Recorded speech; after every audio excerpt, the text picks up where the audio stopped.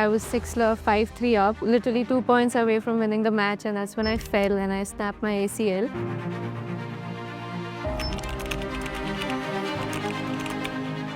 Being able to achieve it in the span of a few months really was surreal. Every time you do something big, the headline is first since Sania Mirza. It feels very special to be able to be in the same sentence as someone like her, because what she's done is like the only woman in India to do it. People don't get attention till you reach a certain level. Having that support from the grassroots, that would make a huge difference.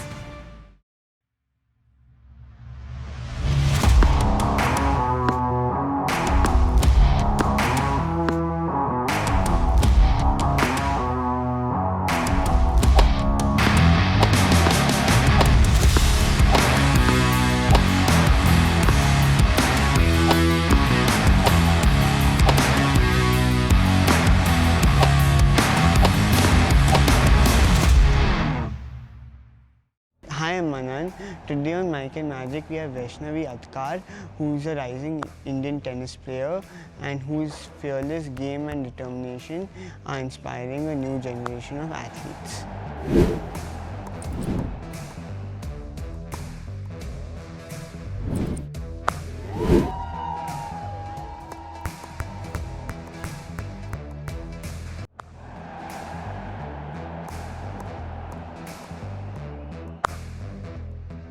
Hi Vaishnavi, thank you for coming. My pleasure.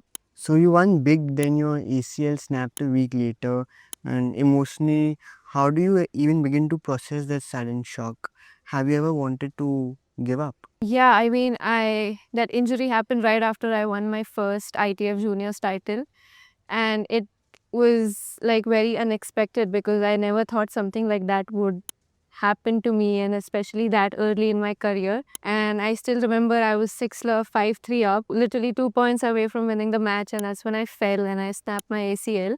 But then after coming back, my uncle's an orthopedic surgeon, so he's the one who did my surgery. So I wasn't really stressed about all of that. I knew everything would be handled pretty well. And then I was out for 8 months, but the road to recovery was, I mean, I was surrounded by the most amazing people, my coach, my trainer, and just my family. Everyone was very supportive. And just the environment was very positive, and everyone really helped me to, just not to take it to the heart. And, like every setback is just an opportunity to bounce back better. So I really used that time to work on the things that I didn't get time while I was playing tournaments. So it was more of a blessing in disguise is how I looked at it.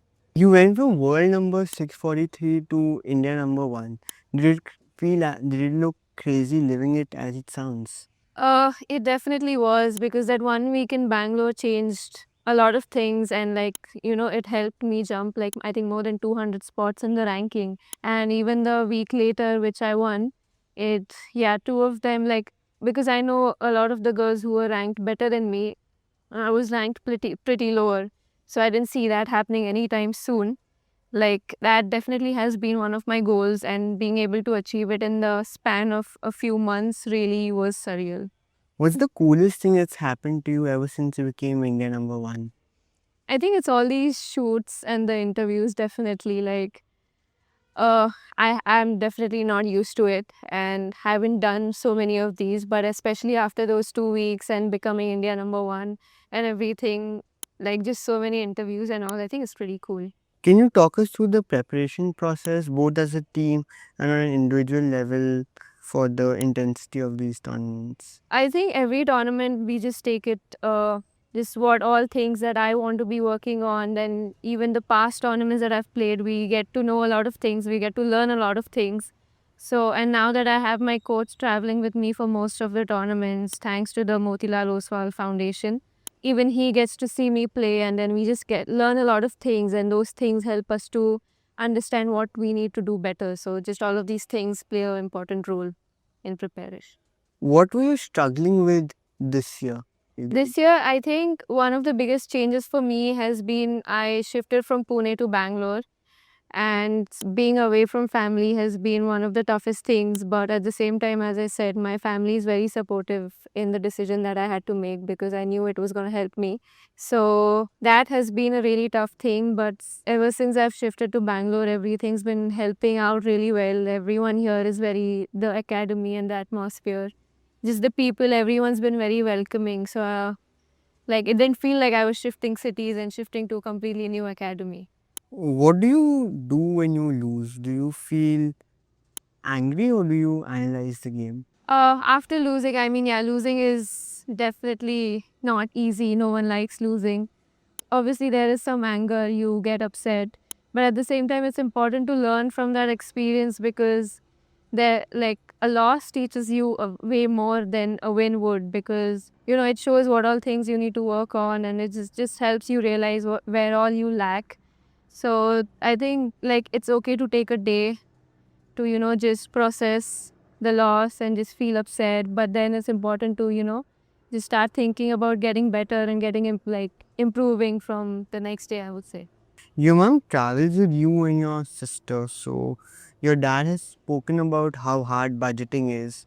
So when you play on the court, is it just for yourself or you play for them? Mostly, I mean, I know there's a lot of people putting in the effort and the energy into my career because it's not an easy path that I have chosen. But the good thing is that my family has always supported me and they've never made me feel that, you know, it's a burden on them or anything. So the good thing is that they are equally invested. So yeah, I mean, I'm not just playing for myself, I'm playing for the people who have been there with me and who have just been supporting me, definitely. You faced a former top 20 player, Donna Vekic, in your WTA debut.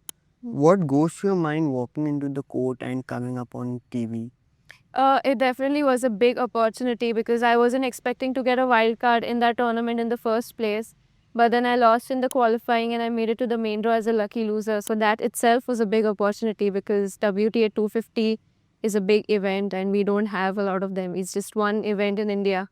And yeah, definitely like former top 20, as you said. And she's also Olympic silver medalist. So going onto the court, I was really looking forward to playing against her because it's not every day that you get to play against such players.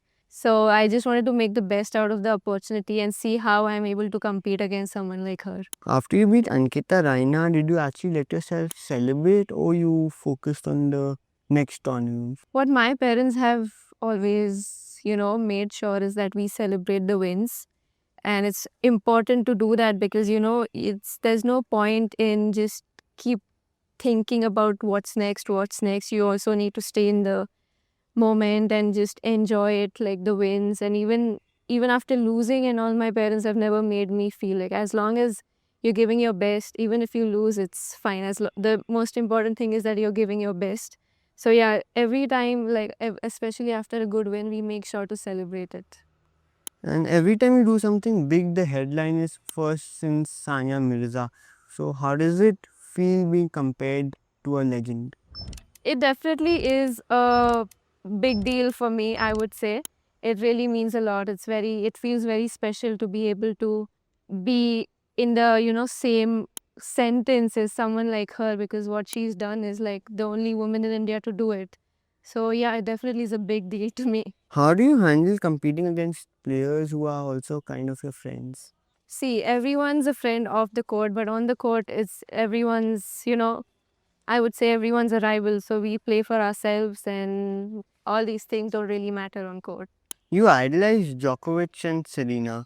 If you could steal one thing from each of their games and add it to yours, what would you take? I think both of their mentalities are something that I really look up to, like Serena's aggression and just how she's on court, the belief, and even Djokovic is like his mentality is something that I really look up to, and Serena's aggression is something I would want in my game. You've talked openly about how expensive tennis is and how many talented Indians quit the game because they cannot afford it. How do you think that India should support the young players? Tennis is a very expensive sport, but the government has been doing, I mean, they've been coming up with schemes like TAG and TOPS and even the Khelo India scheme is there. So I think they have been getting better. I mean, there's always a scope for improvement, I would say. We also need to focus more on the grassroots level, because to reach at the higher level, you need a lot of support.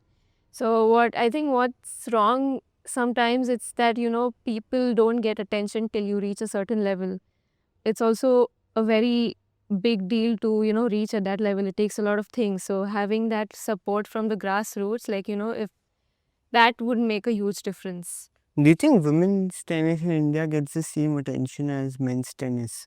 Yeah, definitely, because I think it has been getting better. And in fact, we have more women's singles players in the top 500 than, top 600 at least, than the men's. But I mean, both of them are equally doing very well. And I think, yeah, it definitely does get equal attention, I would say. What did you change about? Do you think like if there's partiality or I don't really think so. Whatever is been doing, everything has been going equal, I would say. Like, there's no such partiality or anything, or based on gender, I would say. did you watch the new Nadal series Rafa on Netflix? I haven't yet, but that is definitely on my list. What's the one thing in your tennis bag that you cannot play with, but it does not need to be equipment? I need my Vaseline everywhere I go. I need to have it. Who's the one person who treats you the same even when you were ranked number 643 and now that you're India number 1? I think definitely my parents and my sister. My sister is someone who really keeps me humbled with her, roasting and everything. She's the one who keeps me humble. Wimbledon White's iconic and classy, or secretly the most stressful dress code in sports because you can't spill anything? White, not really a fan of it. But again, I'm not really a fan of a lot of colors. As you can see, all black. Something like that. Nothing very, colorful. Just plain and classy. Are you a grass court person?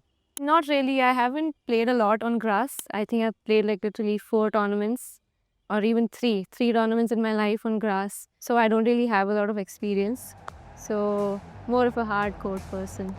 Let's do something different. I'll name categories and you name the player. Okay. Best serve ever. Federer? Best mentality. Nadal. Best to watch. Best to watch, Djokovic, my favorite. Thank you so much for Thank you.